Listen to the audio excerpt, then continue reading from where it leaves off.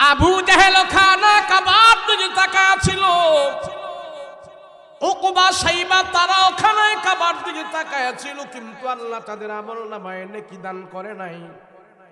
কিন্তু আমি বাংলাদেশ থেকে একটা আদনা মানুষ যদি ঈমানওয়ালা হয়, আমি যদি খানায় কাবায় যায় তাকায় থাকি, বাংলাদেশ থেকে যদি কোনো ভ্যান ড্রাইভার, রিক্সাওয়ালা, শ্রমিক, দিনমজুর যদি যায় সৌদি আরবে খানায় কাবার দিকে যদি তাকায় থাকে, ইমানদার হওয়ার কারণে, মুমিন হওয়ার কারণে, যতক্ষণ পর্যন্ত আদনা একজন বাঙালি খানায় কাবার দিকে তাকায় থাকবে, আল্লাহ রসুল বলেন ইমানদার হওয়ার কারণে যতক্ষণ সে খানায় কাবার দিকে তাকায় থাকবে, আল্লাহ তার আমল নামায় ততক্ষণ পর্যন্ত তার গুনাহ খাতা মাফ করতে থাকবে। মুমিন হওয়ার কারণে। মুসলমান ভাইরা রে আমার, মুমিনের এত দাম, আল্লাহর কাছে ইমানদারের এত দাম।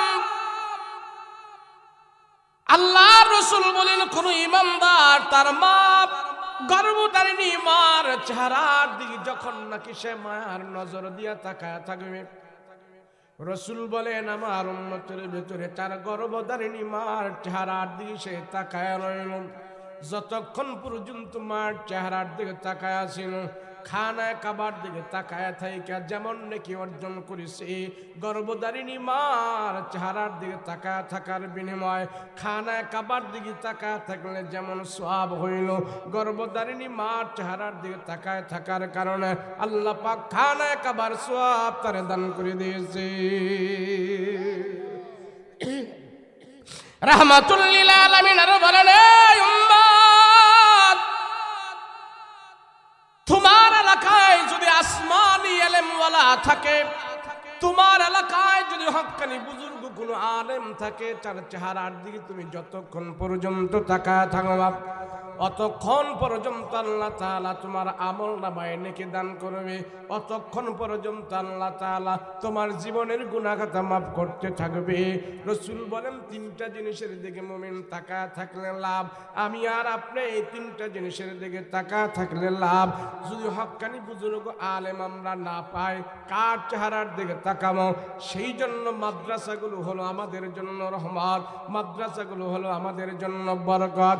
এমন বরকত, এমন বরকত, বাংলাদেশে বর্তমানে মাদ্রাসা থাকার কারণে 25 লক্ষের উপরে কোরআনের হাফেজ আল্লাহ বাংলার জমিনে তৈরি করে দিয়েছে। আল্লাহু আকবার। ঈমান وخلقنا المسلمين والمسلمات صلى الله تعالى عليه وعلى آله وأصحابه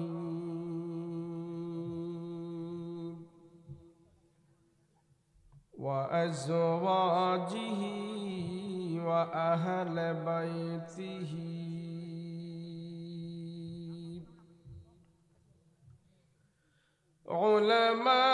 علماء أمته وفقهاء ملته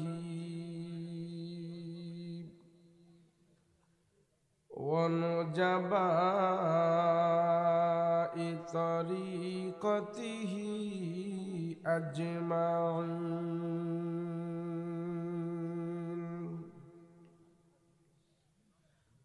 الذي أرسله الله تعالى بالحق بشيرا ونذيرا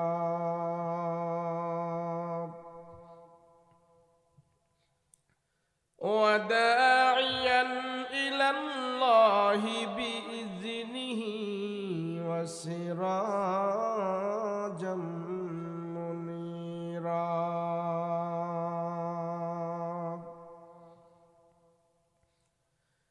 أما بعد فأعوذ بالله من الشيطان الرجيم. بسم الله الرحمن الرحيم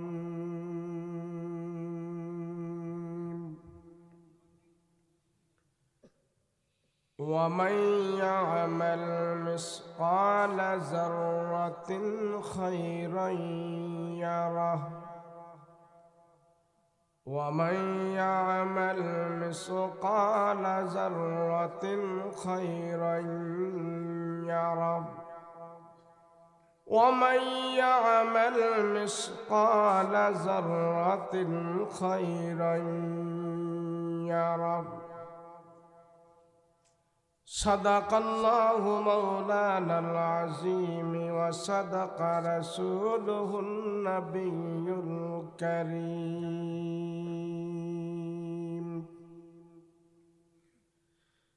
ونحن على ذلك لمن الشاهدين والشاكرين والذاكرين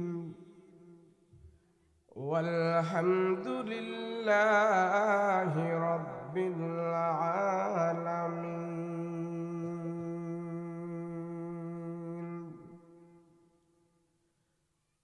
قال سيدنا رسول الله صلى الله عليه وسلم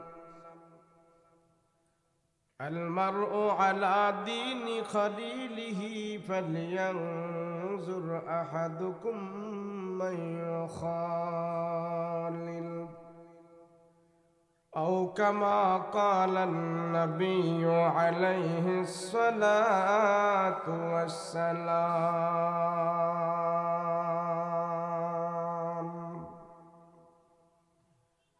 وقال تعالى في شان حبيبه ومحبوبه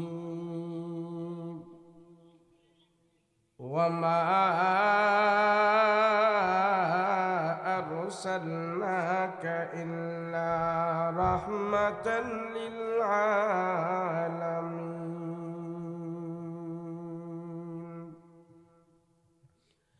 صلى الله على سيدنا ومولانا محمد وعلى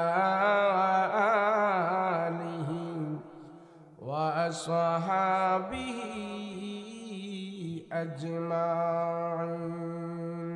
بلغ العلا بكماله كشف الدجى بجماله حسنت جميع خصاله صلوا عليه وآله.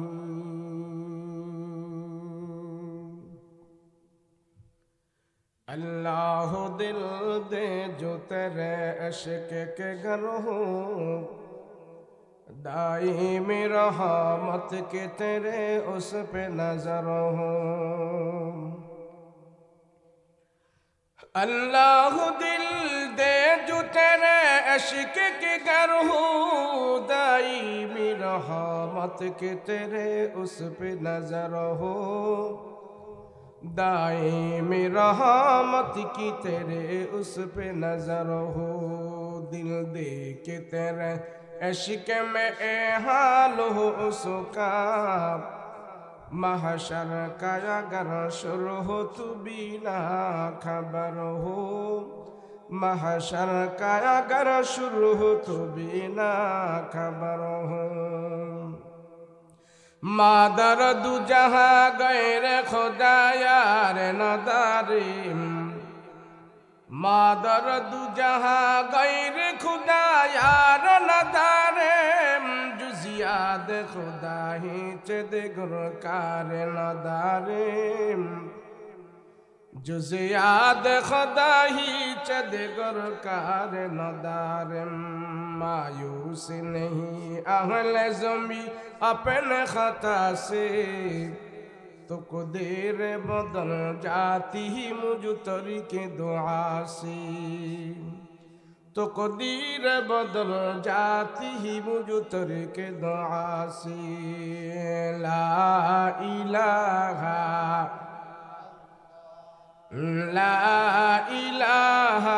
इल्लल्लाह ला इलाहा।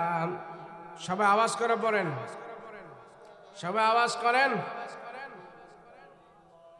লা ইলাহা ইল্লাল্লাহ লা ইলাহা লা ইলাহা ইল্লাল্লাহ লা ইলাহা ইল্লাল্লাহ মুহাম্মাদুর রাসূলুল্লাহ সাল্লাল্লাহু।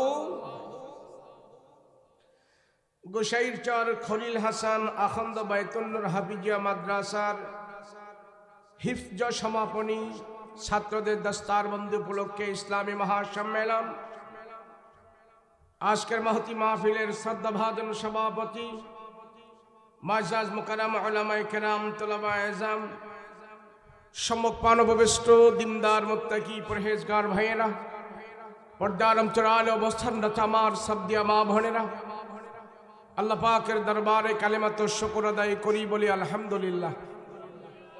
সবাই আওয়াজ করে বলেন আলহামদুলিল্লাহ। এই যে আপনারা এতক্ষণ বসেছিলেন এখানে, আর হয়তো একটা ঘন্টা বসে থাকবেন। এই যে এত ব্যস্ততার পরও এখানে যে আপনারা সময় ব্যয় করলেন, কি লাভ হইল এখানে সময়টা ব্যয় করে? কয় কি লাভের দরকার নাই, লাভ ছাড়া কোনো কিছু আছে মিয়া দুনিয়া? হয় লাভ আছে না নাই? একটা লাভের কথা বলি, অনেক লাভ। যতক্ষণ আপনারা এখানে বসেছিলেন, আমার আপনার আমল নামায় আল্লাহর ফেরেশতারা কোনো গুনাহ লেখে নাই। সুবহানাল্লাহ। গুনাহ লেখছে? এই কোনো গুনাহ হয়েছে? গুনাহ হয়েছে তো নাটা জোরে করেন না। গুনাহ হয়েছে?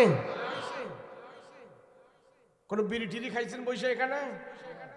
কোন গালি গালাজ হয়েছে? যতক্ষণ বসেছিলেন সর্বপ্রকারের গুনাহ থেকে সবাই মুক্ত ছিলেন। কথা বলেন ঠিক কিনা? ওয়াজ মাহফিলে আসলে, বসলে, বললে, শুনলে, ওয়াজ মাহফিল দিলে সর্বপ্রথম যে লাভটা হয় সেটা হলো বান্দা যতক্ষণ মাহফিলে থাকে অতক্ষণ আল্লাহর ফেরেশতারা তার আমলনামায় কোনো গুনাহ লেখে না। আলহামদুলিল্লাহ বলে, এটাই লাভ। যদি এখানে না থাকে, এই মানুষগুলো এখানে একত্র না হয়ে অন্য জায়গায় থাকতেন, সেই জায়গাগুলো কি এই মাহফিল থেকে, এই আলোচনা থেকে আরো দামি মজলিস হইতো? কই কই থাকতেন? কেউ থাকতো টিভি দেখতো, মোবাইল দেখতো, ফেসবুক চালাইতো, সায়ের আড্ডা, শাসটলে, এখানে সেখানে বিভিন্ন জায়গায় বিভিন্ন জনেরা থাকতো, গুনাহ হইতো। কিন্তু সবাই এক জায়গায় বসে আমরা আল্লাহ এবং আল্লাহর রসুলের কথা শুনতেছি। আল্লাহর রসুল বলেন, জমিনে যারা আল্লাহ এবং আল্লাহর রসুলের আলোচনা করে স্বয়ং আল্লাহ আরশে আজিমে ফেরেশতাদেরকে নিয়ে ওই বান্দাদের আলোচনা করতে থাকে। আমরা তো মনে করি যে বৈশা রয়েছি, এত শীতের মধ্যে বৈশা রয়েছি। আজকের মাহফিলে যে সমস্ত শ্রোতা বসে আছেন এরাই হলো অরিজিনাল শ্রোতা। কথা কোন ঠিক কিনা? যেই শীত পড়ছে ল্যাপের নিচে শুয়েও আরাম নাই, এত শীত। সব কিছু উপেক্ষা করি খোলা আকাশের নিচে যারা কষ্ট করে বসে আছে, হতে পারে আজকের এই 1-2 ঘন্টা কষ্ট আল্লাহ জাহান্নাম থেকে নাম কেটে জান্নাতের মেহমান বানাইয়া দেবে। লম্বা ওয়াজ করতে পারো না, স্টেজে বসে রয়েছে প্রায় 40 মিনিটের মতো, লম্বা ওয়াজ করার সময় নাই। সংক্ষিপ্ত সময় আমি কিছু কথা বলবো। আমার পরে আমাদের যিনি রাহবার আছেন, পীর কামিল আল্লামা আব্দুর রহমান সাহেব, আল্লাহর ওলি, শেখুল হাদিস, বুজুর্গ মানুষ, ইনারা মঞ্চে দোয়া করবেন। এদের কারণে আল্লাহ পাক দুনিয়া আকাশ বাতাস টিকায় রাখছে। হক্কানি বুজুর্গ আলেম, যেই আলেমের চেহারার দিকে তাকাইলে রসুল বলেন তোমাদের ছোট ছোট ছগিরা গুনাহগুলো আল্লাহ মাফ করে দেয়। মুমিন, ইমানদার, মুত্তাকি, পরহেজগার হওয়ার কারণে আমার আপনাকে আল্লাহ পাক জান্নাতে যাওয়ার জন্য সহজ রাস্তা বের করে দিয়েছেন। আমরা মনে করি জান্নাতে যাওয়া খুব কঠিন। আরে না, দুনিয়া কামাই করা কঠিন, জান্নাতে যাওয়া সহজ। কিন্তু আমরা বুঝি না। ইমানদার, মুমিন, মুত্তাকি, পরহেজগার যারা আছে, জান্নাতে যাওয়া আমার আপনার জন্য সহজ। দুনিয়া কামাই করা কঠিন, আখিরাত কামাই করা সহজ। কিন্তু আমরা আখিরাত কামাই করতে রাজি না। কথা বলেন ঠিক কিনা? দুনিয়াটা কঠিন, এটা নিয়েই আমরা বেশি লাফালাফি করি। ইমানদার হওয়ার কারণে, মুমিন হওয়ার কারণে আমাদেরকে আল্লাহ পাক এমন কিছু কিছু জিনিস দিয়ে দিছেন। অনেক সময় মুমিন কথা বললে সওয়াব, দেখলে সওয়াব, ডানে বামে ঘর ঘুরাইলে সওয়াব, সুবহানাল্লাহ বললে সওয়াব, আলহামদুলিল্লাহ বললে সওয়াব। মুমিনের প্রত্যেকটা কাজ যদি রাসূলুল্লাহর আদর্শ মতো হয়ে যায়, প্রত্যেকটা কাজ আমার আপনার নেকির পাল্লায় আল্লাহ আমল বানিয়ে আমাকে আপনাকে জান্নাতের রাস্তাটা কাছে দাঁড়ায়া দিবে, জাহান্নাম থেকে বাঁচায়া জান্নাতে যাওয়ার সহজ রাস্তা বের করে দিবে। একজন মুমিন, ইমানদার, সে সকালবেলা ঘুম থেকে বের হলো, ঘুম থেকে উঠলো, ঘুম থেকে উঠে ঘর থেকে বের হলো, ঘর থেকে বের হয়ে রাস্তা হাঁটতেছে, রাস্তায় একটা লোক পাইছে। এই মুমিন, ইমানদার ওই রাস্তার লোকটার সাথে হাসি মুখে সুন্দর করে সালাম দিয়ে মুসাফা করলো। হাসি মুখে সালাম দিয়ে মুমিন যখন কারোর সাথে মুসাফা করে, তা আল্লাহর রাসূল বলেন তার হাসি মুখের সালাম এবং মুসাফাটা আল্লাহ তার আমল নামায় নেক বানায়া পাঠায় দেয়।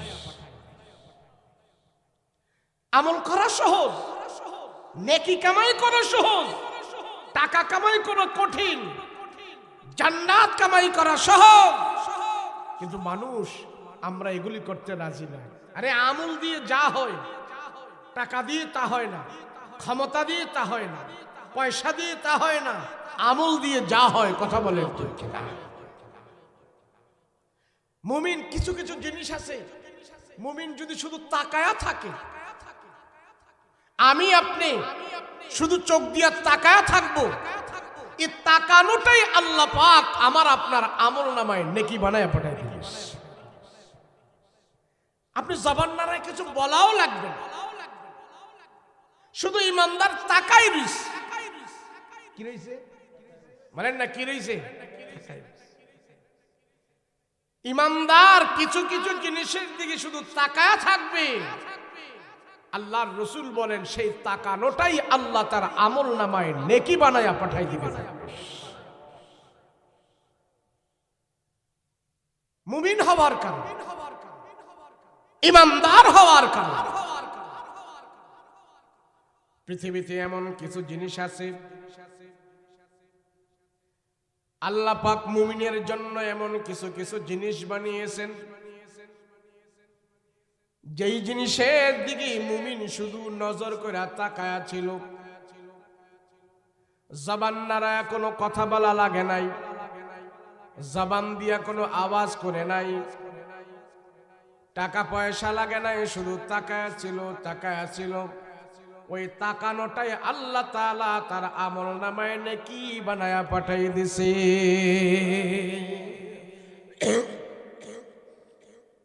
আল্লাহর রাসূল বলেন পৃথিবীতে এমন কোন জিনিস,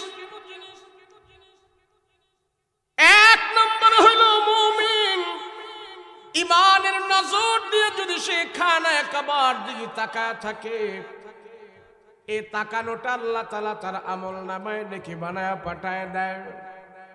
2 নম্বরে তোমার গর্ভধারিণী মা, ওই মায়ের চেহারার দিকে তুমি তাকায় ছিলা, সেই তাকানোটা তোমার আমল নামায় নেকি বানায় আল্লাহ পাঠায় দিছে। 3 নম্বরে তুমি যেই জামানায় বাস করো, তুমি যেই জামানায় আছো, তুমি যেই এলাকায় থাকো, ওই এলাকার ভিতরে যদি কোনো হক্কানি বুজুর্গ আলেম পাও, হক্কানি বুজুর্গ আলেমের চেহারার দিকে তুমি যতক্ষণ পর্যন্ত তাকায় থাকবা, অতক্ষণ পর্যন্ত আল্লাহ তাআলা তোমার ছোট ছোট গুনাহগুলো ক্ষমা করতে থাকে। নবীজি বলেন 3টা জিনিস তোমাদের জন্য রহমত, 3টা জিনিস তোমাদের জন্য মাগফিরাত, 3টা জিনিস তোমাদের জন্য বরকত। 1 নম্বর হলো খানায় কাবা, 2 নম্বর হলো তোমার গর্ভধারিণী মা, 3 নম্বর হলো জামানার বুজুর্গ আলেম। দেখবেন যে অনেক হাজী সাহেবরা খানায় কাবায় যায় হজ করার জন্য, হজ করতে গিয়ে হাজী সাহেব এইভাবে কালো গিলাপের দিকে তাকায় থাকে, জবানরা কোনো কথা বলে না, চাউন করে না, আওয়াজ করে না, ঘন্টার পর ঘন্টা এইভাবে তাকায় রয়েছেন, তাকায় রয়েছেন, তাকায় রয়েছেন। আল্লাহ রাসূল বলেন যতক্ষণ পর্যন্ত মানুষ ঈমানের নজর দিয়া খানায় কাবার দিকে তাকায় থাকবে, আল্লাহ ততক্ষণ পর্যন্ত তার জীবনের গুনাহ খাতা ক্ষমা করতে থাকবে। শুধু তাকায় আছে। আবু জাহেল খানায় কাবার দিকে তাকায় ছিল, উকবা সাইবা তারাও খানায় কাবার দিকে তাকায় ছিল, কিন্তু আল্লাহ তাদের আমলনামায় নেকি দান করে নাই। কিন্তু আমি বাংলাদেশ থেকে একটা আদনা মানুষ যদি ঈমানওয়ালা হয়, আমি যদি খানায় কাবায় যায় তাকায় থাকি, বাংলাদেশ থেকে যদি কোনো ভ্যান ড্রাইভার, রিক্সাওয়ালা, শ্রমিক, দিন মজুর যদি যায় সৌদি আরবে খানায় কাবার দিকে যদি তাকায় থাকে, ইমানদার হওয়ার কারণে, মুমিন হওয়ার কারণে, যতক্ষণ পর্যন্ত আদনা একজন বাঙালি খানায় কাবার দিকে তাকায় থাকবে, আল্লাহর রাসূল বলেন ইমানদার হওয়ার কারণে যতক্ষণ সে খানায় কাবার দিকে তাকায় থাকবে, আল্লাহ তার আমল নামায় ততক্ষণ পর্যন্ত তার গুনাহ খাতা মাফ করতে থাকবে। মুমিন হওয়ার কারণে। মুসলমান ভাইরা রে আমার, মুমিনের এত দাম, আল্লাহর কাছে ইমানদারের এত দাম। আল্লাহর রাসূল বলেন কোন ইমানদার তার মা গর্ভধারিণী মার চেহারার দিকে যখন নাকি সে মায়ার নজর দিয়া তাকায় থাকবে, রাসূল বলেন আমার উম্মতের ভিতরে তার গর্ভধারিণী মার চেহারার দিকে সে তাকায় রইল, যতক্ষণ পর্যন্ত মার চেহারার দিকে তাকায় ছিল, খানায় কাবার দিকে তাকায় থাইকা যেমন নাকি অর্জন করেছে, গর্ভধারিণী মার চেহারার দিকে তাকায় থাকার বিনিময় খানায় কাবার দিকে তাকায় থাকলে যেমন সওয়াব হইল, গর্ভধারিণী মার চেহারার দিকে তাকায় থাকার কারণে আল্লাহ পাক খানায় কাবার সওয়াব তারে দান করে দিয়েছে। রাহমাতুল লিল আলামিন আর বলেন উম্মত, তোমার এলাকায় যদি আসমানি ইলমওয়ালা থাকে, তোমার এলাকায় যদি হক্কানি বুজুর্গ কোনো আলেম থাকে, তার চেহারার দিকে তুমি যতক্ষণ পর্যন্ত তাকায় থাকবা, অতক্ষণ পর্যন্ত আল্লাহ তাআলা তোমার আমল নামায় নেকি দান করবে, অতক্ষণ পর্যন্ত আল্লাহ তাআলা তোমার জীবনের গুনাহ খাতা মাফ করতে থাকবে। রাসূল বলেন 3টা জিনিসের দিকে মুমিন তাকায় থাকলে লাভ। আমি আর আপনি এই 3টা জিনিসের দিকে তাকায় থাকলে লাভ। যদি হক্কানি বুজুর্গ আলেম আমরা না পাই, কার চেহারার দিকে তাকাবো? সেই জন্য মাদ্রাসাগুলো হলো আমাদের জন্য রহমত, মাদ্রাসাগুলো হলো আমাদের জন্য বরকত। এমন বরকত, এমন বরকত, বাংলাদেশে বর্তমানে মাদ্রাসা থাকার কারণে 25 লক্ষের উপরে কোরআনের হাফেজ আল্লাহ বাংলার জমিনে তৈরি করে দিয়েছে। আল্লাহু আকবার। বাংলাদেশে বর্তমানে গুগলে চার্জ দিবেন, বাংলাদেশে বর্তমানে 25 লক্ষের উপরে কোরআনের হাফেজ আল্লাহ জমিনে তৈরি করে দিয়েছেন। সুবহানাল্লাহ। এজন্য বিন্দেশীরা, এজন্য কাফের মুশরিকেরা তাদের একটা বাঁকা চোখ বাংলাদেশের দিকে দিয়ে থাকে, যাতে করে এই দেশের ভিতরে টুপিওয়ালা জন্ম না নেয়। কথা বলেন ঠিক কিনা?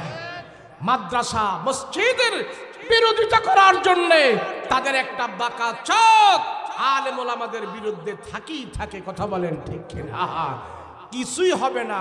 তোমাদের বাঁকা দৃষ্টি, তোমাদের অপবাদ, তোমাদের সব কিছু আমরা সহ্য করে এই জমিনে কোরআনের খেদমত করব। কথা বলো ঠিক কিনা? আরে যদি কোরআনের আলো, কোরআনের তেলাওয়াত, আলেম ওলামা, ইসলাম, দ্বীন, ধর্ম এগুলো যদি ধূলিসাৎ করে দেওয়া সম্ভব হতো 1400 বছর পূর্বেই মক্কার জমিনে আবু জাহেল, উকবা, সাইবারা যেই চেষ্টা মেহনত করেছিল ইসলামকে সেখানে ধূলিসাৎ করে দিত। কথা বলেন ঠিক কিনা? তোমাদের দাদারাও যখন পারে নাই, তোমরাও পারবে না। কথা বলো ঠিক কিনা?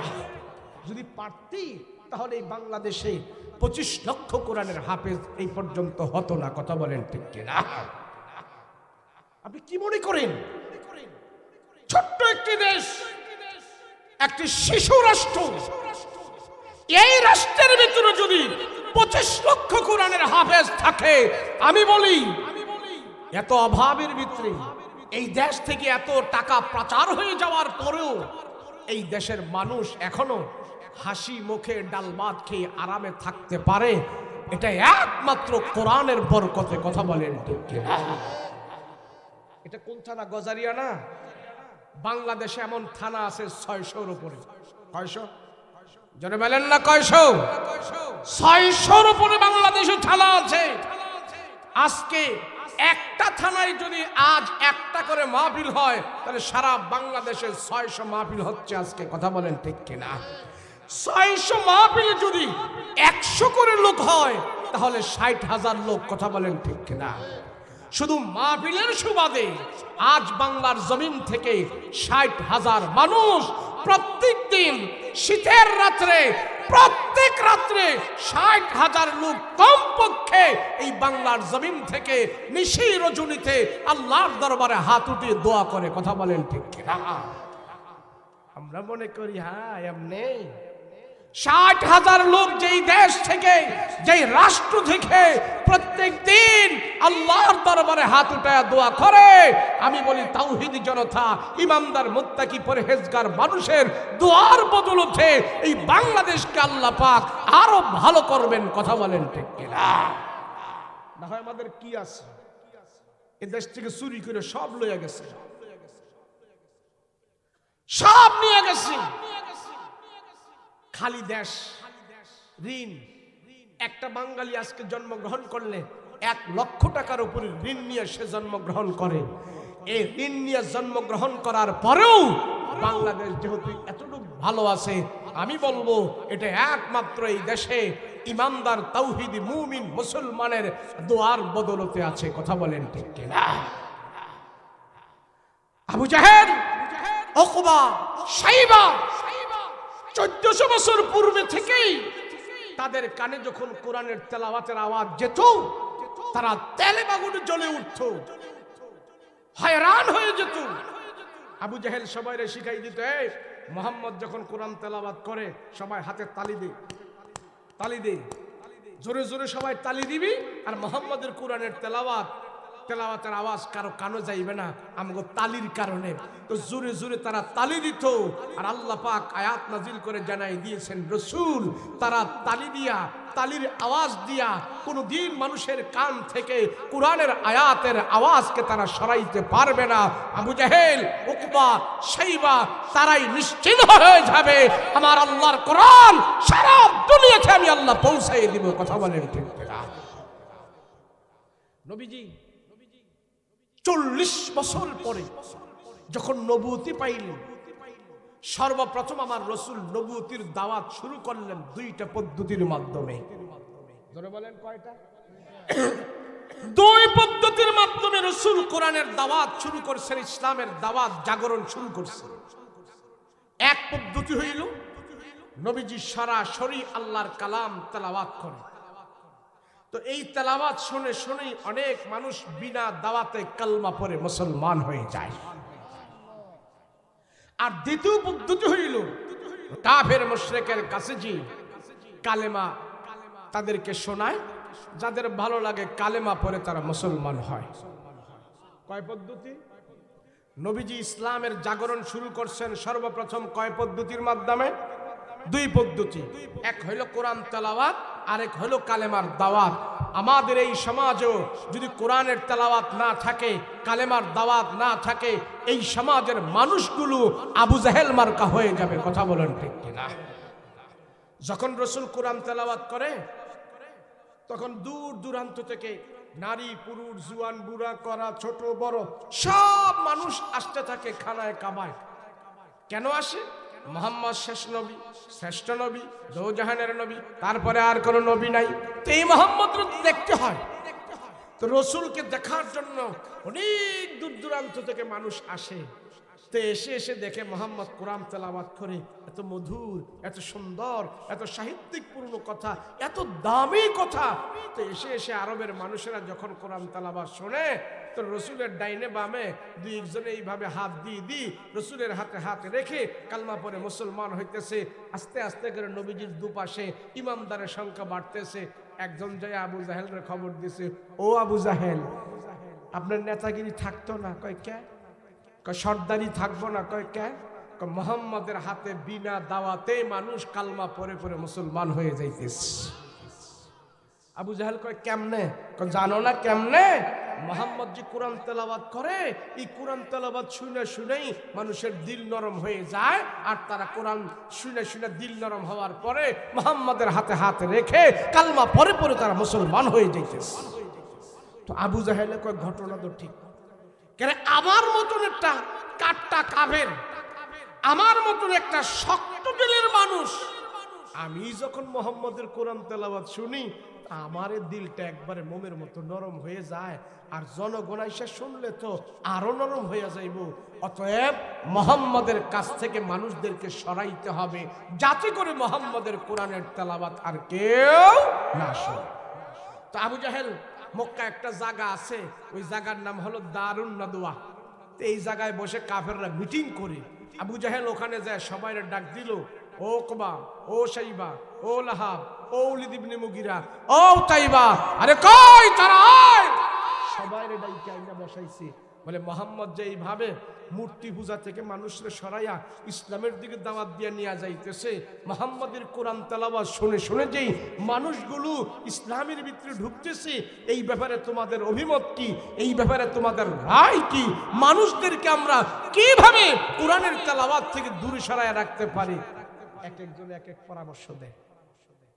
হ্যাঁ, আমরা এটা করবো, আমরা ওইটা করবো, মানুষদেরকে আমরা টাকা দেবো, মানুষদের আমরা না করবো, আমাদের দলের ভিতরে আনবো, আমরা বুঝাবো। আবু জাহেল কয়, শোন, তোমরা যদি আমার নেতা মানো তাহলে আমার কাছে একটা বুদ্ধি আছে। কি আছে? কথা কয় না, কি আছে? বুদ্ধি। কারণ আবু জাহেল এটা হলো একটা শিক্ষিত বাটপার, শিক্ষিত শয়তান। এই আরে মূর্খ মানুষ যদি সুর হয় তোর সর্বোচ্চ থানা লেভেল পর্যন্ত যাইতে পারে। কথা বলেন ঠিক কিনা? আর শিক্ষিত মানুষ যদি সুর হয় তাহলে মন্ত্রণালয়ে বসে বসে কলমের খোঁচা দিয়া এদেশের লক্ষ লক্ষ কোটি কোটি টাকা পাচার করে বিদেশে নিতে পারে। কথা বলেন ঠিক কিনা? তো আবু জাহেল হইছে এমন শিক্ষিত সুর, শিক্ষিত বাটপার। আবু জাহেল রে আল্লাহ পাক পৃথিবীতে কোনো কিছু দিক দিয়ে কম দিছিল না, সব দিক দিয়ে বেশি দিছিল। যেমন নাম ডাক হাক শিক্ষা দীক্ষা বংশ মর্যাদা দেহ বডি সব দিক দিয়ে আবু জাহেল একটা পারফেক্ট নেতা ছিল। কি ছিল?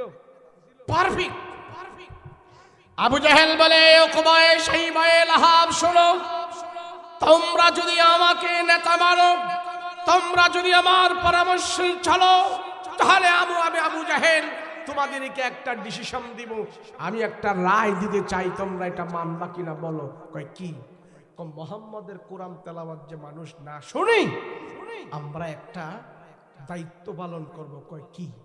মক্কায় যে বহিরাগত মানুষরা আসে মুহাম্মদের কোরআন তেলাওয়াত এসে শুনে, আমরা নেতারা যদি দায়িত্ব নিই, খানায় কাবার গলিতে গলিতে আমরা যদি বসে বসে আমাদের দল বল নিয়ে মানুষদেরকে যদি আমরা বুঝাই, এই তোমরা মোহাম্মদের কাছে যাইও না, মোহাম্মদ একটা পাগল। কথা কন কি কয়? পাগল। আমরা যদি পাগল কথাটা জনগণের খাওয়াই দিতে পারি, তো পাগলে যত দামি কোরআনের তেলাওয়াত করুক না কেন, মোহাম্মদের কোরআন তেলাওয়াত আর কেউ গ্রহণ করবে না। এই তোমরা পারবা? সবাই বলে ইয়েস স্যার, গুড ডিসিশন, সুন্দর কথা, আমরা সবাই মানব।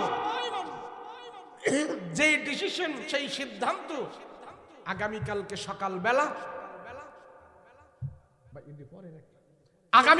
সকালবেলা নেতারা, মক্কার বড় বড় সর্দারেরা মক্কার অলিতে গলিতে পয়েন্টে পয়েন্টে মোড়ে মোড়ে যায় দাঁড়ায় রইল। দাঁড়ায়া মক্কায় যে বহিরাগত মানুষরা আসতেছে, নারী পুরুষ জুয়ান বুড়া ছোট বড় সবাই আসতেছে, তো তাদেরকে জিজ্ঞাসা, কই যাও? তোমাদের সন্তান মোহাম্মদ নবী হইছে, তারে আমরা দেখতে যাই, সে নাকি শেষ নবী, শ্রেষ্ঠ নবী, দুজাহানের নবী, তারপরে আর কোনো নবী নাই, তো তারে তো দেখতে হয়, সেজন্য আমরা যাচ্ছি। আবু জাহেল কয়, যাইও না, যাইও না, যাইও না। কয় কে? তোমরা মোহাম্মদের সম্পর্কে কি জানবা? আমরা জানি মোহাম্মদ একটা পাগল, এই পাগলের কাছে যায় লাভ নাই, যাও বাড়িতে যাও। জনগণ কয়, ব্যাপার কি বুঝলাম না, মোহাম্মদ যদি পাগল হয়, তো মক্কার বড় বড় নেতারা বলতেছে মোহাম্মদ পাগল। পাগল হইল মোহাম্মদ ছোটখাটো পাগল হইব না, এটা বড় পাগল হইব। কথা কন ঠিক না? সর্দারে কয়, মেম্বারে কয়, চেয়ারম্যানে কয়, নেতা কয়, সবাই যেহেতু কয়, এটা কি ছোট হইব না বড় হইব? তো জনগণ, আচ্ছা ঠিক আছে, মোহাম্মদ যদি পাগল হয় তো সমস্যা কি, আমরা পাগল ডারেই দেখবো, একটু দেখতে দেন না,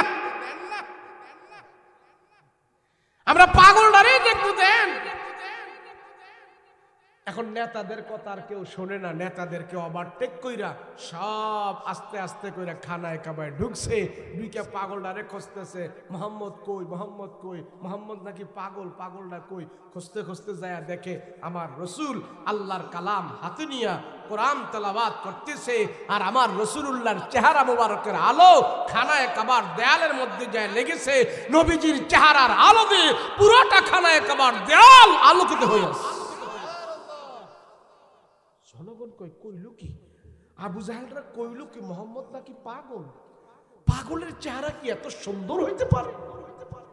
আয় হায়, যে পাগল তার চেহারা তো থাকবে ফ্যাকাশে চেহারা, চুলগুলো আলো জ্বালা, জামা কাপড় ভাড়া সেটা, কিন্তু এত সুন্দর চেহারার মানুষ কিভাবে পাগল হতে পারে? আচ্ছা ঠিক আছে, চেহারা দেখে বুঝলাম উনি পাগল না, তো কি যে পড়তেছে, কি যে হাতে নিয়ে তেলাওয়াত করে, একটু আমরা সবাই শুই না দেখি। কেন, যে পাগল হয় তার তো কথাবার্তা ঠিক থাকে না, তার তো পড়ালেখার কোনো ঠিক থাকে না, একবার এহান্তে এক কলি কয়, আহান্তে আরেক কলি কয়, একবার গান গায়, আরেকবার গজল গায়, একবার হিন্দি কয়, আরেকবার বাংলা কয়, একবার এইটা একবার ওইটা, একটা বেতাল অবস্থায় থাকে। কথা বলেন ঠিক কিনা? সব জনগণ আমার রাসূলুল্লাহর পিছনে স্তব্ধ হয়ে তারা দাঁড়িয়ে আছে নবীজির কোরআন তেলাওয়াত শোনার জন্য। সুবহানাল্লাহ। তো নবীজি তারা তো পিছনে দাঁড়িয়েছে, আর রাসূল আল্লাহর কালাম হাতে নিয়ে তেলাওয়াত করতেছে। বিসমিল্লাহির রহমানির রহিম।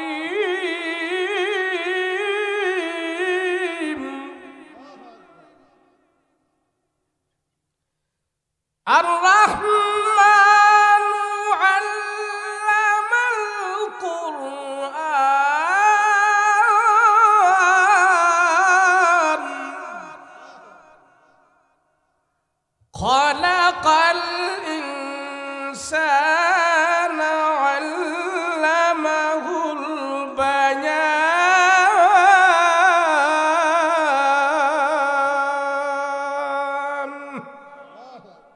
নবীজি কোরআন তেলাওয়াত করতেছে, আর পিছনে সব জনগণ দাঁড়িয়ে আমার রাসূলুল্লাহর কোরআন তেলাওয়াত গুলো মনোযোগ সহকারে শুনে এক বাক্যে সবাই বলতেছে না, পাগলের জবান থেকে এত সুন্দর দামি তেলাওয়াত আসতে পারে না, এত সাহিত্যিকপূর্ণ কথা, এত মাধুর্যপূর্ণ কথা, এত অর্থবোধক কথা, এত উচ্চাঙ্গের কালাম কোনোদিন পাগল তেলাওয়াত করতে পারে না। আমরা সত্য রসুল পেয়েছি। ও মুহাম্মদ, তোমার হাতে হাত রেখে আমরা কালেমা পড়ে মুসলমান হয়ে যেতে চাই। সবাই যখন মুসলমান হয়ে গেছে, আবু জাহেলের কানে খবর গেছে আমরা যা কইছি হিতে বিপরীত হইছি, কওয়ারছে না কই ভালো ছিল। কি হইছে? কইছে কইলাম পাগল, নেতাগো কথা কেউ খায় নাই, সবাই মুহাম্মাদের হাতে হাত রেখে মুসলমান হয়ে গেছে। আবু জাহেল তো তেলে বাগুনে জ্বলে উঠছে, আরো গরম, খায় সর্বনাশ। যদি এমনি মুসলমান হইতে থাকি তাহলে আমার আবু জাহেলের নেতাগিরি থাকবে? যদি দেশে মাদ্রাসা বাড়ে, আলেম ওলামা বাড়ে, টুপিওয়ালা বাড়ে, হাফেজের সংখ্যা বাড়ে, মসজিদ মাদ্রাসার সংখ্যা বাড়ে, এদেশের রাজনীতিবিদদের ভিতরে কিছু চোর আছে, এই চোরদের মাথা গরম। হুজুর যদি বেশি হয় তারা রাজনীতি শুরু করবে, তারা সংসদে ঢুকবে, আমাদের চুরি বন্ধ হয়ে যাবে। কথা বলো ঠিক কিনা? এই জন্য কিছু কিছু নেতারা আছে হুজুররা মৌলবাদ, জঙ্গিবাদ, আলবদর, রাজাকার বাদ দিতে দিতে হুজুর করে এমন বাদ দিছে, আল্লাহ দিলে হেরা নিজের বাদ হয়ে গেছে। কথা কর ঠিক না? আমরা হুজুররা আল্লাহ আল্লাহ করবো আর আল্লাহর কাছে বিচার দিব, যা বিচার আল্লাহই করবো। কথা বলো ঠিক কিনা? ভাই সাহেব, আপনি মনে করেন কি বাংলাদেশ পুলিশ দিয়া, র্যাব দিয়া, সিটা দিয়া, কোবরা দিয়া, রিমেন্টের মার দিয়া এই দেশ ভালো করে লাগবে? আরে না মিয়া, 53 বছর হয়েছে এই দেশ, চুরি বাড়ছে না কমছে? আমি মাঝে মাঝে কই খালি কোরআনের খালি একটা আয়াত, আমনে একটা আয়াত এদেশের সংবিধান না কি যে কয়, এই সংবিধানে খালি একটা আয়াতের আইন আপনি পাস করেন, বাংলাদেশ 80% ভালো হয়ে যাবে। কয় পার্সেন্ট জোরে বলেন? 80% ভালো হয়ে যাবে বাংলাদেশ। শুধু কোরআন থেকে একটা আয়াত তোমরা সংবিধানে নিয়ে আসো। কয়টা আয়াত জোরে বলেন? একটা আয়াত, আর বেশি দরকার নেই। এই দেশ ভালো হইতো না। ওই সুরের একটা কিচ্ছা পড়ছিলাম কইয়ালাই, আপনাকে অসুবিধা? আপনাকে অসুবিধা হইলে আমার আবার সুবিধা, তাড়াতাড়ি যাবো। আইছিলাম একটা মশাং প্রসাং লইয়া লম্বা একটা ওয়াজ করবো, কিন্তু সময় নাই। সুরকি জাপান একটা রাষ্ট্র আছে পৃথিবীতে, জানেন আপনারা? কথা কয় না, জানেন? আমি জানি না আপনারা কোন ওয়াজ পছন্দ করেন, কইতারি না, কিন্তু সময়ের অল্পতার কারণে, স্বল্পতার কারণে আমি আগাগোড়া ঠিক না রেখে ভাঙ্গাচুরা ওয়াজ করতেছি। আল্লাহ যেন আমাদেরকে বুঝার এবং আমল করার তৌফিক দান করে, বলেন আমিন। আমিন। জাপান একটা দেশ আছে, এই দেশের নাম হইল সারা দুনিয়াতে জাপান। তারা টেকনোলজি, এই যে টেকনোলজি আছে না, যন্ত্রপাতি, ভালা মেশিনারি জিনিস টিনিস হেরা আবিষ্কার করছে। তো জাপানের তারা চিন্তা করে এত টেকনোলজি মেশিন আমরা আবিষ্কার করছি, এখন আমরা সুর ধরার মেশিন আবিষ্কার করে সারা দুনিয়াতে আমরা সুনাম কামাবো। কি ধরার মেশিন? তো মাশাআল্লাহ দিলে হেরা সুর ধরার মেশিন বার করছে। এটা করলে কথার কথা, আবার ওয়াজের ঘরে দৈরের না হুজুর, এটা কোন কিতাবে আছে? সুর ধরার মেশিন বার করে হেরা জাপানের অলিতে গলিতে মোড়ে মোড়ে লাগাইছে। তো লাগাইয়া 2 মাস পরে জামু, যায়া এই মেশিন খুইলা দেখমু কয়জন সুর ধরা পড়ছে। করে পুলিশ দিয়া, র্যাব দিয়া, আর্মি দিয়া দেশের সুর নির্মূল করা যায় না, বাধ্য হইয়া হেরা সুর ধরার কি বার করছে? মানে মেশিন লাগাইয়া হেরা 2 মাস পরে গেছে মেশিন খুইলা সুর ধরা, সুর কটা ধরা পড়ছে। গিয়া মেশিন খুইলা দেখে জাপানে সুর ধরা পড়ছে 5 জন। কয়জন? আমেরিকার তারা কয় সারা দেশ, সারা পৃথিবীতে আমরা মাতাব্বরি করি, আমাদের দেশেও তো মাঝে মাঝে চুরি হয়, আমরাও একটা চোর ধরার মেশিন লাগাই। তুই আমেরিকার হেরাও চোর ধরার মেশিন লাগাইয়া মোড়ে মোড়ে লাগাইয়া 2 মাস পরে চেক করে যায় দেখে আমেরিকায় চোর ধরা পড়ছে 20 জন। কয়জন? সৌদি আরবের তারা কয় আমাগো দেশে মক্কা মদিনা, মাঝে মাঝে আমাগো দেশেও চুরি হয়, মক্কা মদিনার বদনাম হয়, কোরআনের আইন তো করছি পুরাটা সাবেত করতে পারি না, আমেরিকার যন্ত্রণায় এবার মেশিন লাগাইয়া দেখি আমগো দেশেও সুর কটা ধরা পড়ে। তো সৌদি আরব, মক্কা মদিনার অলিতে গলিতে পয়েন্টে পয়েন্টে মেশিন লাগাইছে, সুর ধরার মেশিন।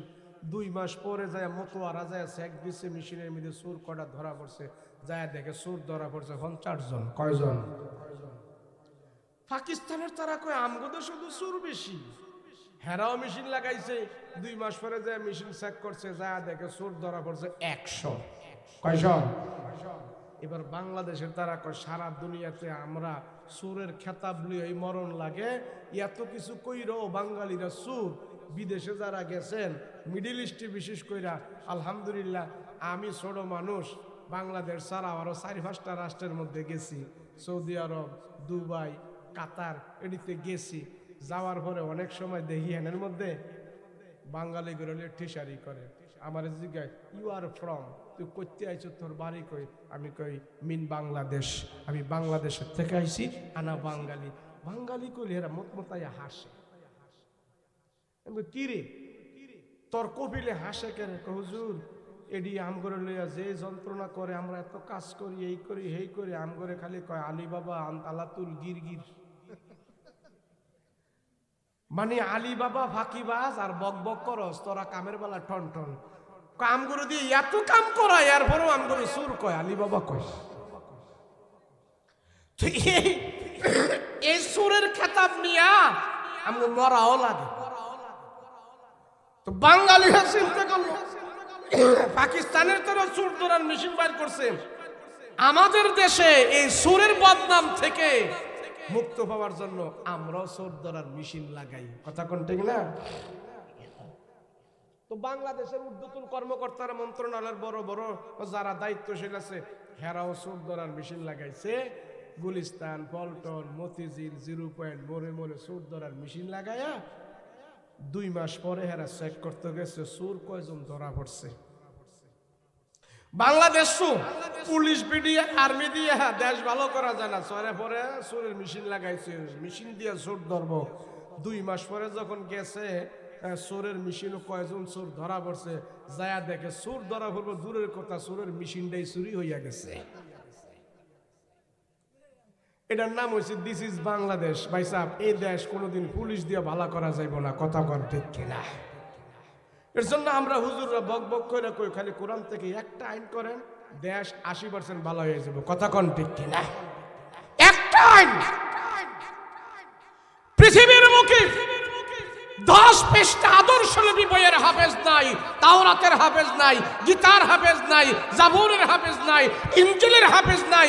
শুধু বাংলাদেশে আল্লাহ পাক 25 লক্ষ কোরআনের হাফেজ তৈরি করে দিয়েছে। নবীজির কোরআন তেলাওয়াত আবু জাহেলে কয়, হায় রে পাগল কইলাম, পাগল কওয়ার পরও কোন মানুষরে ফিরাইতে পারলাম না। আবু জাহেল 2য় দফায় মিটিং ডাকছে। ওকবাব, শাইবাব, লাহাব, মুহাম্মদ কার আমরা এইভাবে ছাড়তে পারি না। কি করবা? আমগো নেতা গো কথা তো শুনে নাই, আমরা নেতারা যাই সিটার আর বাটপার জনগণ বুঝা লাইছি। তো কি করা যায়? একটা বুদ্ধি আছে। কয় কি? একটা বিশাল বড় একটা জাদুঘর আছে, ওই জাদুঘরে যদি আমরা টাকা দিয়া ভাড়া কইরা দালাল বানাইয়া মুহাম্মদের বিরুদ্ধে তারে যদি আমরা কিছু শিখাইয়া দেই, আর সে যদি মানুষদেরকে যায় বলে, এই মুহাম্মদের কোরআন তেলাওয়াত তোমরা শুনো না, মুহাম্মদ এগুলি সব জাদুর মন্ত্র তেলাওয়াত করে, জাদুঘরের কথায় কাজ হইতে পারে। হাদিসে আসছে ওই জাদুঘরের নাম হইল দিমাত নামক জাদুঘর, বাংলায় যাকে বলা হয় জামাত নামক জাদুঘর। তো আবু জাহেল তারে ডাইকে আনছে, আইনা বলে, দিমাত শোন, লক্ষ লক্ষ দিনার দিরহাম করে দিমু, তুই শুধু যায়া মুহাম্মদের বিরুদ্ধে খানায় কাবায় যায় বলবি, তোরে তো সবাই চিনে, তুই বড় জাদুঘর, তুই শুধু বলবি মুহাম্মদ যে কোরআন তেলাওয়াত করে এগুলি সব জাদুর মন্ত্র পারবি। দালাল তো দালালই, কথা বুঝেন না? হ্যাঁ, যখন হাদিয়া তোফা পাইছে, মানে ঘুষ পাইছে, হ্যাঁ ঠিক আছে, এবার সব রুমালের ভিতরে গাঁটটি বেঁধে আস্তে আস্তে আস্তে আস্তে করে খানায় কাবায় ঢুকছে। মুহাম্মদকে বলবে জাদুঘর, ঢুকে যায় দেখতেছে মুহাম্মদ কই কই, দেখতেছে নবীজি আল্লাহর কালাম হাতে নিয়ে খানায় কাবার সামনে কোরআন তেলাওয়াত করতেছে। ও জাদুঘর চিন্তা করে মোহাম্মদের কাছে এত কাছে কোনো দিন আসি নাই, আজকে যেহেতু তো কাছে চলে আসছি তাহলে মোহাম্মদের কোরআন তেলাওয়াত ভালো করে শুই না দেখি, এরপরে মোহাম্মদের জাদুঘর বলতে সুবিধা হবে। কথা বলেন ঠিক কিনা? আমার নবী রাহমাতুল লিল আলামিন পয়গম্বর খানায় কাবার সামনে আল্লাহর কালাম হাতে নিয়ে তেলাওয়াত করতেছে। নবীজির জবানের তেলাওয়াত কত মধুর, কত মজা। আল্লাহর নবী দীর্ঘক্ষণ পর্যন্ত কুরআনে কারীমের তেলাওয়াত করলেন, তেলাওয়াত করলেন, তেলাওয়াত করার পর বন্ধ করলেন। নবীজি ঘাড় ঘুরায় পিছন দিকে তাকায় দেখলেন লম্বা একটা লোক নবীজির পিছনে দাঁড়িয়ে রয়েছে। নবীজি তার চেহারার দিকে তাকায় দেখে ওই লম্বা লোকটার চোখ থেকে পানি টপ টপ করে দুনিয়ার জমিনে পড়া আরম্ভ করে দিয়েছে। রাহমাতুল লিল আলামিন বলে, ভাই তোমার বাড়ি কই, কোত্থেকে আসলা, কারণ কি, এখানে কান্না করো কারণ কি, কি ব্যাপার? আমার কোন সাহাবী তোমাকে কোনো কষ্ট দিয়েছি কিনা বলো, ওমর তোমাকে কোনো কষ্ট দিয়েছি কিনা বলো, কে তোমাকে আঘাত করেছে বলো, কিসের অভাবে তুমি কান্না করো, কারণটা কি, তোমার মনে কি দুঃখ বলো? লোকটা কোনো কথা কয় না, জাদুগুরু কোনো কথা কয় না, শুধু কান্না করে, শুধু কান্না করে, চোখের পানি ফেলে ফেলে কান্না করে। রাহমাতুল লিল আলামিন বলে, ও ভাই কেন তুমি এখানে কান্না করো বলো? আমি পয়গম্বর কারো চোখের পানি সহ্য করতে পারি না, আমি রাসূল কারো চোখের পানি আনার জন্য দুনিয়াতে আসি নাই, মুসার জন্য আসছি, বলো তোমার কি প্রয়োজন, আমি নবীজি তোমার চাওয়া পাওয়া মিটানোর চেষ্টা করব। ওই জাদুঘর শুধু কান্না করে কান্না করে। রাহমাতুল লিল আলামিন বলে, ভাই তুমি কান্দো না, কেন তুমি কান্না করো আমার কাছে বলো। জাদুঘর ডাক দিয়া বলে, ওগো রাহমাতুল লিল আলামিন, নবী আপনি আমাকে আঘাত করেন নাই, আপনার কোন সাহাবী আমাকে আঘাত করে নাই, আমি কান্দি হাঁটছিলাম আপনাকে অপবাদ দেওয়ার জন্য, আপনার বিরুদ্ধে তুহমত দেওয়ার জন্য। রাহমাতুল লিল আলামিন আমি নীরবে দাঁড়িয়ে দাঁড়িয়ে আপনার জবানের পবিত্র তেলাওয়াতগুলো আমি শুনেছি। রাসূল গো, আমি হইলাম বিশাল বড় একজন জাদুঘর, আমি হাজার হাজার জাদুর মন্ত্র জানি, কুফরি বিদ্যাগুলো আমার দিলের ভিতরে আছে, আমি একজন জাদুঘর, মানুষদেরকে জাদুবিদ্যা শিখাই, জাদুবিদ্যা দেখায় আমি ইনকাম করি, আমি জাদুবিদ্যায় পারদর্শী। লক্ষ হাজার হাজার জাদুবিদ্যা বুকের ভিতরে নিয়া আপনার পিছনে দাঁড়িয়ে দাঁড়িয়ে আপনার জবান থেকে আমি কুরআনে কারীমের তেলাওয়াতগুলো শুনেছি। রাহমাতুল লিল আলামিন, আমার দিল বলতেছে আপনার জবানের তেলাওয়াতগুলো এগুলি জাদুর মন্ত্র হতে পারে না, কোনো কাহিনের ভাষা নয়, কোনো কবির ভাষা নয়, কোনো গণকের কথা নয়, কোনো লেখকের কথা নয়, কোনো কড়া মিষ্টির কথা নয়, দুনিয়ার মানুষের কথা নয়, আল্লাহর পয়গম্বর আমার দাদুর বিদ্যার দিলির ভিতরে আপনার কোরআনের তেলাওয়াত ঢুকে গেছে। হাজার হাজার কুফরি মন্ত্র ধুইয়া মুইছা পরিষ্কার করিয়া আমার দিল থেকে বের হয়ে গেছে। এই মুহূর্তে আমার দিলের ভিতরে আপনার জবানের পবিত্র তেলাওয়াতগুলো ঢুকে গেছে। আমার জাদু বিদ্যার অন্তরের ভিতরে কোরআনের হেদায়েতের আলো ঢুকে গেছে। আল্লাহু আকবার। রাহমাতুল লিল আলামিন ছিলাম আবু জেহেল উকবা সাইবা, তারা বলেছে আপনার বিরুদ্ধে অপবাদ দেওয়ার জন্য, না না আপনার বিরুদ্ধে আমি অপবাদ দিব না গো, আপনার বিরুদ্ধে আমি অপবাদ দিব না। ইয়া রাসূলুল্লাহ, আপনি যদি কথা দেন, আপনি যদি আমাকে সুযোগ দেন, আমি আর আবু জাহেলদের কাছে যাব না, উকবা সাইবাদের কাছে যাব না, আমি আর তাদের কাছে যাব না, আমার ধর্মে আর ফিরে যাব না। ওগো নবীজি, আমি আপনার পবিত্র হাতে আমার হাতটা রাখতে চাই, আপনি যদি আমার কলমা পড়ায়া দেন, আমার জবান দিয়া কলমা পড়ে সব জাদুবিদ্যা ভুলে যায়, কলমা গ্রহণ করে এই মুহূর্তে আমি মুসলমান হয়ে যেতে চাই। আল্লাহর রাসূল তার কালমা পড়ে মুসলমান বানাই দিছে। আবু জাহেল হায় হায় সর্বনাশ, মুহাম্মদের জাদুতে আমগো জাদুঘর কাবু হইয়া গেছে। আরে কোরআনের জাদুর কাছে পৃথিবীর কোন জাদু চলবে না, কথা বলো ঠিক কিনা? কোরআন জাদু, জাদু। কোরআন হইল সবচেয়ে বড় জাদু। পৃথিবীর মুখে কোন গ্রন্থ নাই, একমাত্র কোরআনে আছে। কথা বলো ঠিক কিনা? কথা বলেন। গীতার হাফেজ আছে, হিন্দুদের গীতা, মহাভারত, রামায়ণ, ত্রিপিটক, দেব, জিন্দা, মিস্তা, দিগানিকা, শ্লোক, সহিফা, তাওরাত, জবুর, ইনজিল, যত গ্রন্থ আছে একটা গ্রন্থের হাফেজ পৃথিবীতে নাই। আলহামদুলিল্লাহ আমাদের কোরআনের হাফেজ শুধু বাংলাদেশেই 25 লক্ষ। আলহামদুলিল্লাহ বলি। যদি কোরআনকে মিঠাই দিতে পারত আবু জাহেল তখনই মিঠাইয়া দিত। কথা বলেন ঠিক কিনা? তাহলে 1500 বছর পরে এসে যারা কোরআনের বিরোধিতা করে, এটা পাগলামি আর বোকামি ছাড়া কিছু না। কথা বলেন ঠিক কিনা? কয় বছর? কথা বলেন না, কয় বছর? 1500 বছর। আল্লাহর রাসূল আবু জাহেল শেষ পর্যন্ত বাধা দিতে না পেরে, কোরআনের তেলাওয়াত বন্ধ করতে না পেরে, সে মক্কার দারুন নদওয়ায় দাঁড়িয়ে সবাইকে বলল, শোনো, আমি আবু জাহেল বেঁচে থাকতেই মুহাম্মাদের মৃত লাশ দেখতে চাই।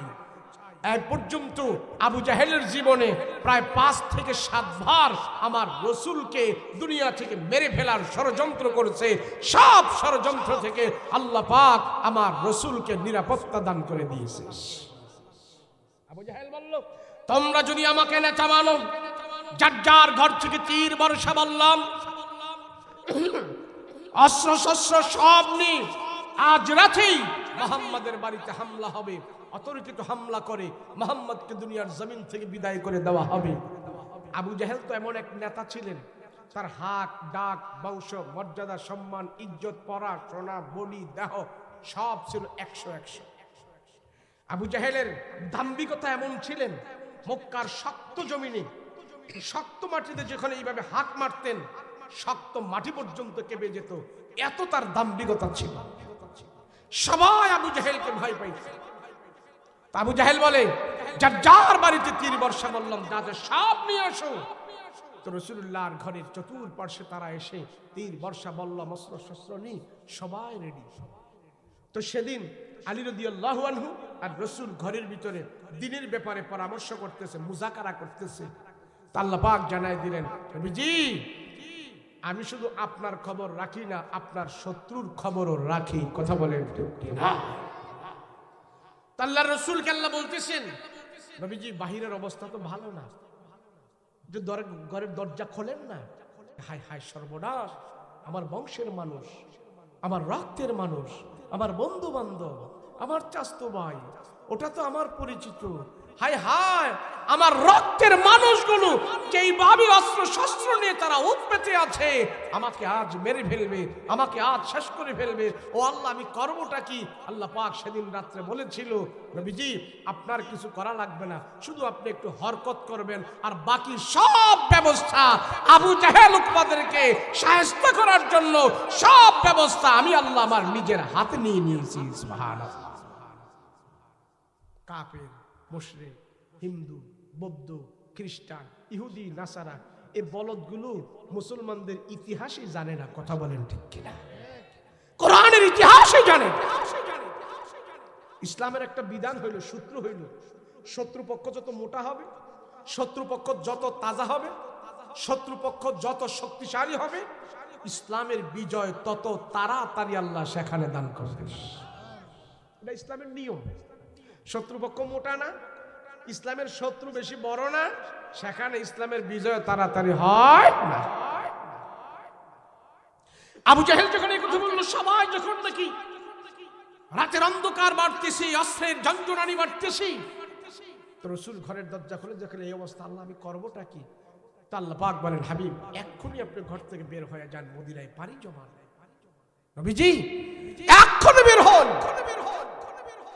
তো রাসূল আল্লাহকে বলতেছেন, আল্লাহ আমি খানায় কাবা ফেলে আমি চলে যাব মদিনায়, যেই খানায় কাবার সামনে আমি দাঁড়িয়ে 1 রাকাত নামাজ পড়লে আপনি আমাকে 1,00,000 রাকাতের সওয়াব দান করেন। আল্লাহ আমি খানায় কাবা ছাড়া কেমনে থাকবো মদিনা? আল্লাহ আমার পেটে 2 দিন 3 দিন পর্যন্ত খাবার থাকে না, আমার চুলায় আগুন জ্বলে না, আমি কোরআন হাতে নিয়ে খানায় কাবার পাশে বসে বসে তেলাওয়াত করতে থাকি, কোরআন এবং খানায় কাবার বরকতে আমার 2 দিন 3 দিনের পেটের ক্ষুধা পর্যন্ত দূর হয়ে যায়। আল্লাহ, আমি মদিনায় কেমনে থাকবো? আল্লাহ পাক বললেন, হাবিব আপনি একেবারে মদিনায় যাবেন না। নবী, আপনি যেখানে যাবেন আমার বরকত সেখানে যাবে, আপনি যেখানে যাবেন আমার রহমত সেখানে যাবেন।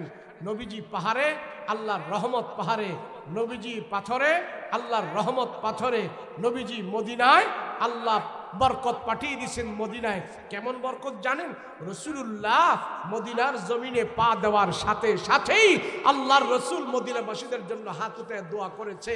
রাসূলের দোয়ার বরকতে মদিনায় সবার গাছের ভিতরে, যাদের গাছে 3 মাস খেজুর আসতো, গাছের গাছে 6 মাস খেজুর আসতো, রাসূলুল্লাহর কদম মোবারকের বরকতে মদিনায় এখন 3 মাস আর 6 মাস নয়, 12 মাস খেজুরের ব্যবস্থা হয়ে গেছে। চিনলানা আবু জাহেল, চিনলানা মক্কা, চিনছে মদিনায়। কথা বলেন ঠিক কিনা? নবীজি 4 দিন সময় লেগেছিল মক্কা থেকে মদিনায় যেতে। নবীজি মদিনা একটা মসজিদ আছে, কুবা মসজিদ। রাসূল সর্বপ্রথম যে কুবায় যে অবস্থান করলেন, তো যখন কুবায় অবস্থান করলেন কিছু সংখ্যক যুবকেরা এসে আমার রাসূলুল্লাহকে ইস্তেকবাল জানালেন। তো নবীজি যুবকদের চেহারা মুবারক দেখেই বুঝতে পারছেন এরা আমার বিরুদ্ধে না, এরা আমার পক্ষে। তো রসুলকে পেয়ে তারা যখন আগায় আসতেছে, নবীজি দেখতেছেন এক একজনের হাতে এক একটা জিনিস নিয়ে তারা আমার রাসূলুল্লাহর জন্য অপেক্ষা করতেছে। কারো হাতে দুধের পেয়ালা, কারো হাতে শরবত, কারো হাতে গাছের তাজা খেজুর, কারো হাতে গোস্ত বুনা করা। এইভাবে এক একটা জিনিস নিয়ে রাসূলুল্লাহর জন্য যুবকেরা অপেক্ষা করতেছে। সুবহানাল্লাহ।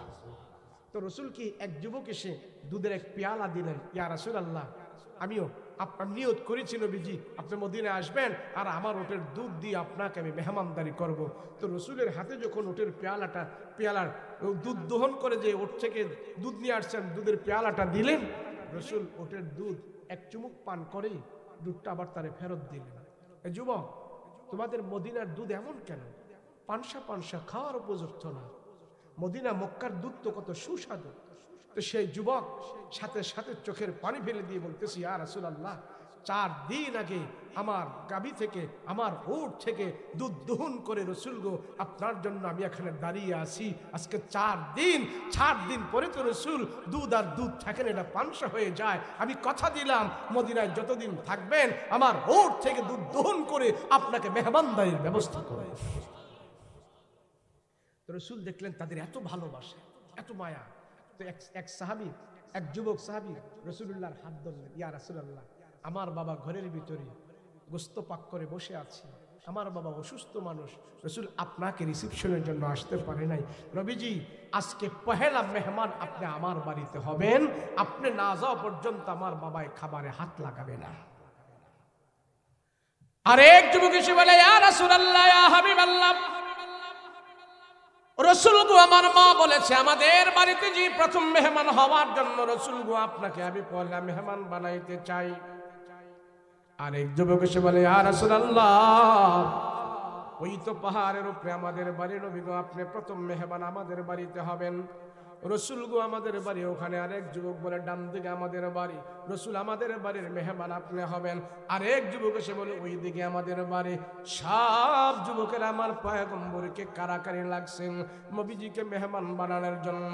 তাদের মনে একটা আনন্দ, নবীকে আমরা মদিনায় পহেলা মেহমান যদি আমি বানাইতে পারি, আমার রাসূলুল্লাহর বরকত সর্বপ্রথম আমার ঘরের ভিতরে চলে যাবে। আল্লাহু আকবার।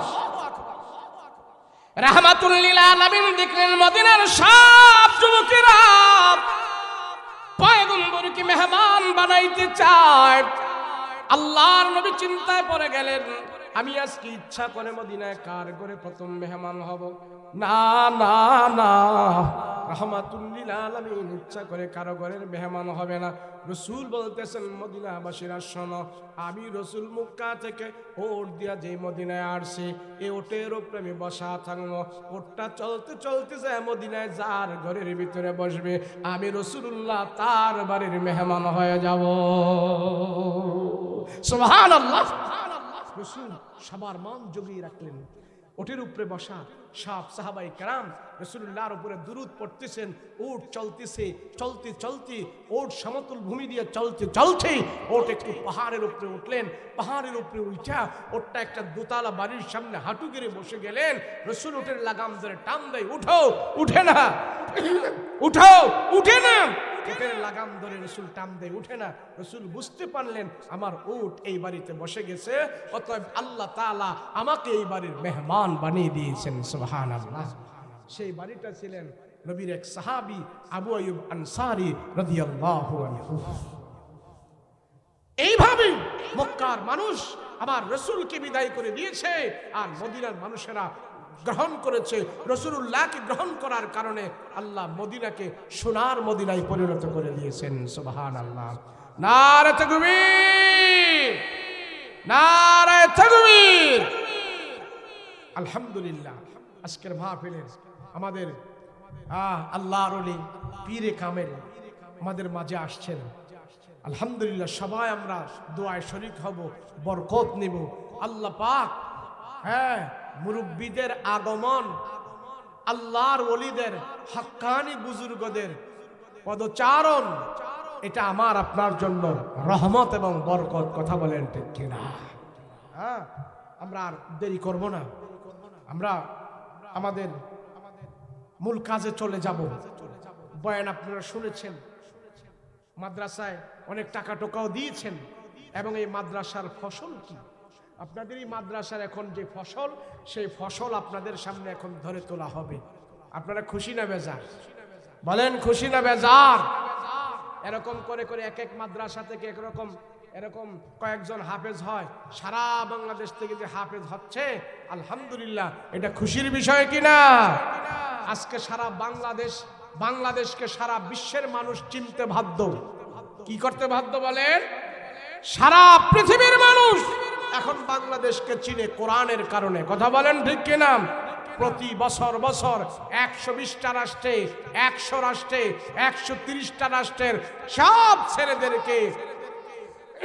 সব ছেলেদের সাথে প্রতিযোগিতা দিয়ে বাংলাদেশের ছেলেটা 120টা রাষ্ট্রকে পিছনে ফেলে বাংলাদেশের ছেলেটা প্রথম পুরস্কার নিয়ে বাংলাদেশে চলে আসে। খুশির খবর কিনা জোরে বলেন? আল্লাহ পাক আমাদেরকে সর্বদা সবসময় কোরআনের খেদমত করার তৌফিক দান করেন। বলেন আল্লাহুম্মা আমিন। জি হুজুর চলে আসছে, বলেন। হ্যাঁ, গুলজার আহমদ সাহেবের সোনাগাঁও, সেক্রেটারি সাহেবের বাহেরা 50 ব্যাগ সিমেন্ট। মাশাআল্লাহ। হ্যাঁ, একটি দান আসছে মাদ্রাসায়। গুলজার আহমেদ সোনারগাঁওয়ের না, মাদ্রাসার সেক্রেটারি সাহেবের ভাইরা 50 ব্যাগ সিমেন্ট দিবেন। আল্লাহ কবুল করেন, বলেন আমিন। হ্যাঁ, আর কারে দিয়ে আল্লাহ পাক দিনের কাজ করাবে? আবু জাহেলরে দিয়ে আল্লাহ দিনের কাজ করে নাই, বেলালকে দিয়ে করাইছে। কথা বলেন ঠিক কিনা? কারে দিয়ে আল্লাহ কোরআনের খেদমত করাবে, কারে দিয়ে আল্লাহ দিনের খেদমত করাবে, এটা আমি আপনিও জানি না। কথা বলেন ঠিক কিনা? আরেকজন কি নাম?